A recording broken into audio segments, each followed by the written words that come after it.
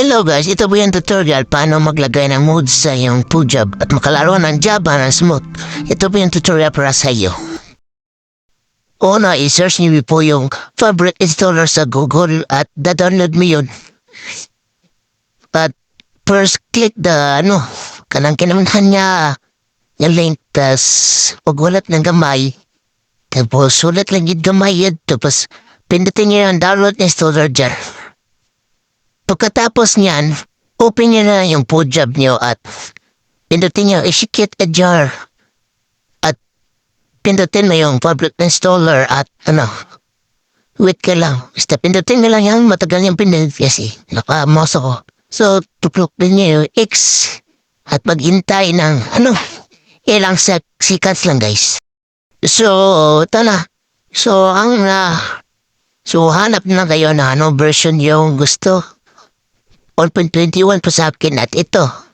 Di ko alam, but ito yung pinapili ko. So, at click install na guys.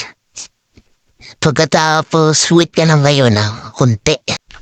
Pagkatapos, if natapos na guys, click nyo ng okay at force close. So, dito na guys. So, gawa ka muna ng account nyo guys sa Pujaba. If natapos nyo lang mag-login guys, download nyo lang yung version. If natapos na yung download guys, patut kayo sa TikTok at search nyo yung MC. Guys, search mo ito, yung MC. Ito yun, siya yan guys.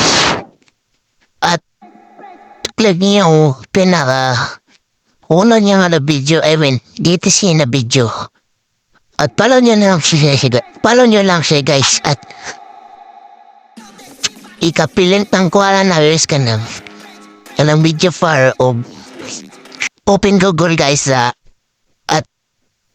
trace lang sa Google guys at download mo na. Ita-download mo yung MC Moods. Yan kasi ginagamit ko guys. Yun lang yung download kasi download ka na. Punta ka lang sa Archiver at view mo yung MC Moods at copy mo na yon sa copy mo yung basta tanawa na dira copy tapos di ko kasi ma-access yan dito guys, ayaw gumana. So sa file original na tayo mag-move lang file. So select nyo lang lahat yan.